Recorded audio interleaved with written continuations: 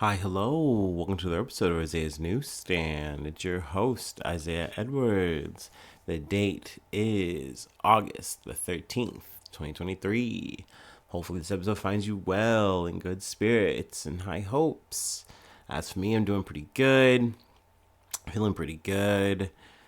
So far, this day's been going pretty swimmingly. Last night I went out with some friends and that was a good time. Did some hanging out, so that was really cool. I got some pizza, so that was yummy. I got one big piece of cheese pizza and one big piece of pepperoni pizza, and they were both very yummy. And I also drank a decent amount of beer, so that was fun. And there's just a lot of coffee. Well, at least more coffee than I usually drink. I think in total for yesterday, I drank like three things of coffee. Like I was up. So that was nice. It was a nice little zoomy night. Let's see here.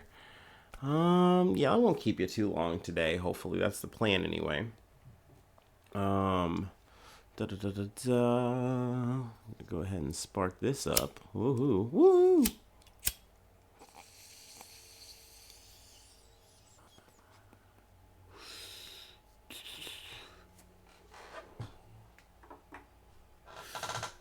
I think I'm gonna stick to water today.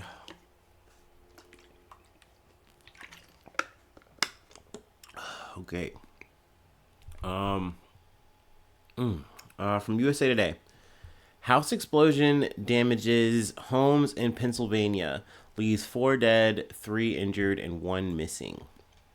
So this is a house explosion that took place in Plum, Pennsylvania, which is about 20 miles east of Pittsburgh.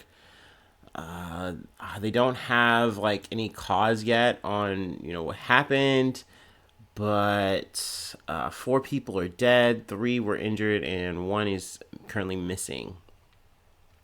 Let's see here. One neighbor described the scene as like a war zone, or it looked like a bomb had went off. And that's one of the top pictures I have in the thumbnail. So yeah, I mean, if I do get an update on what happened, I will definitely bring it on the pod. But there's just so far that's breaking news, so I don't really have much else there, unfortunately. Let's see here. The next story we have is from Road and Track. Florida man arrested after registering Porsche 930 Turbo stolen from museum, police say.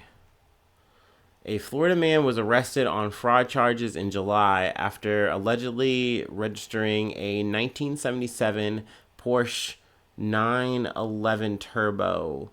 Oh, wait, looks like they changed it here on the article. I don't like that. Maybe I should have pulled this up somewhere else. The man allegedly used the VIN number from another vintage 911 out of a California salvage yard to register the car, police records show. So I'm not a car guy, but it seems like for the rest of the article, yeah, they switched back between calling it a 930 and a 911. So car guys sound off, but the person who did it was Daniel Boyce, 36 years old. I guess he went into this museum and he like moved away all the cars that were in the way. Apparently, the car had the key under the wheel well, or not the wheel well, I'm sorry, the footwell in the car. So he just, got the car and then zooped on out of there. Yeah, this was the Sarasota Classic Car Museum. And I don't think that initially they had like his face or anything like that, but they got an anonymous tip that helped lead to him, and he was apprehended.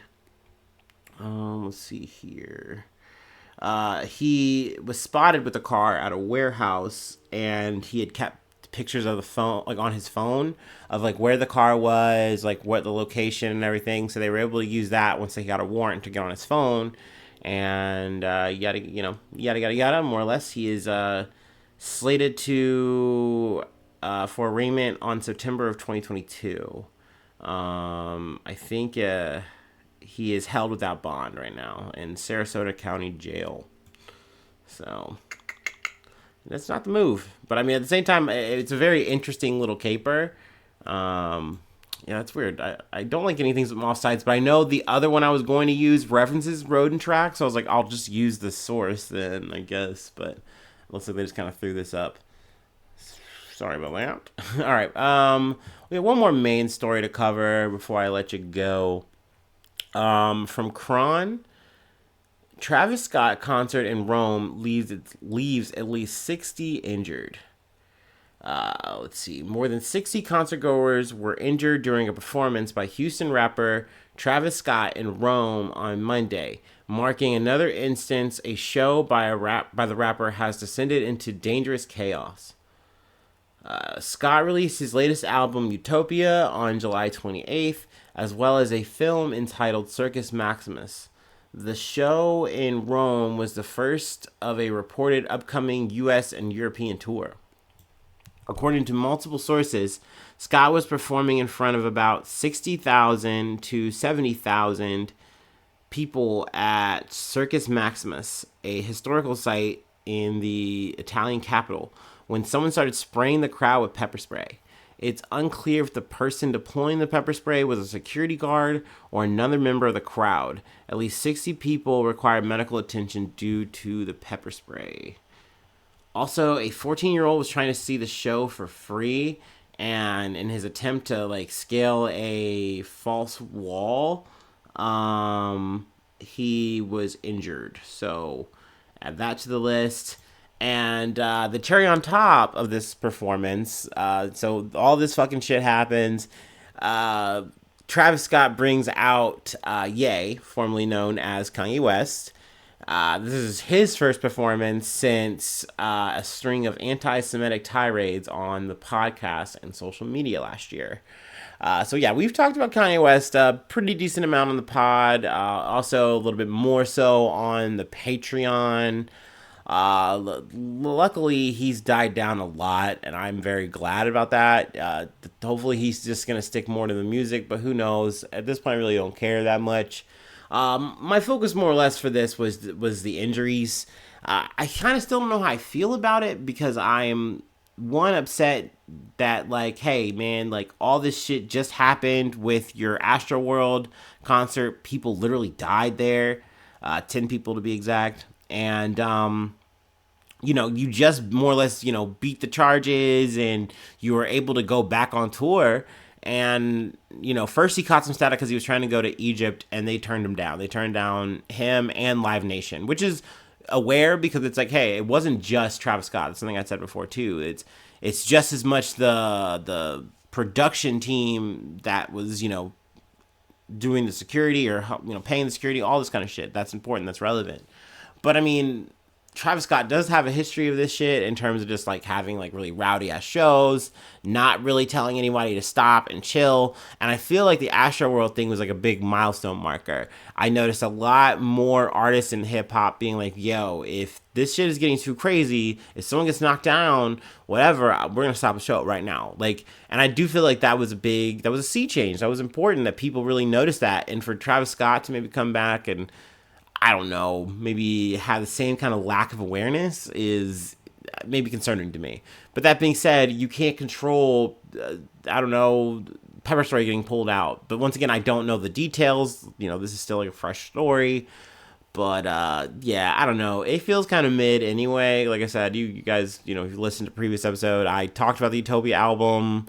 It does make sense that Ye's on, stage here. It's literally like them sounding the same, doing the same shit, and that's not uncommon. They've done work together before, but I just wasn't that impressed.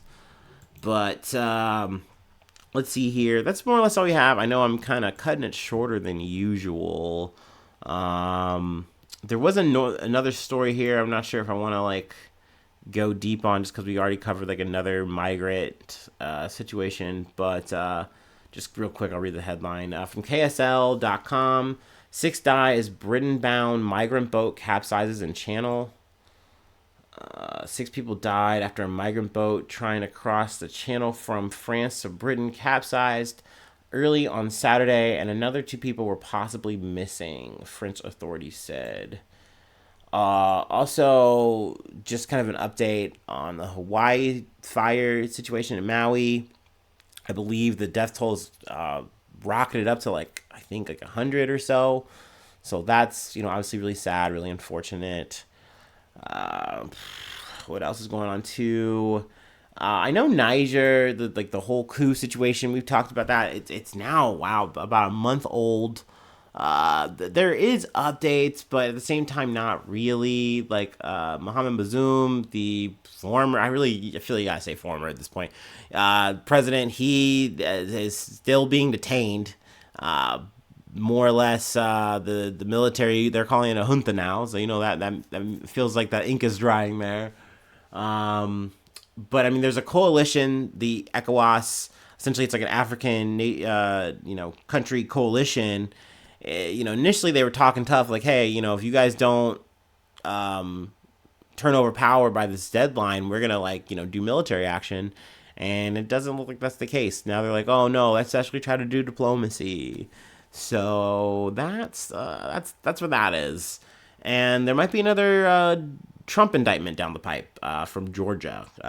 Georgia grand jury could indict Trump early next week as witnesses are called. So, I mean, that's an ongoing thing. I'm sure when it becomes official, I'll probably make that a part of an episode or something like that because I just can't help myself. Every time he gets indicted, I just got to talk about it.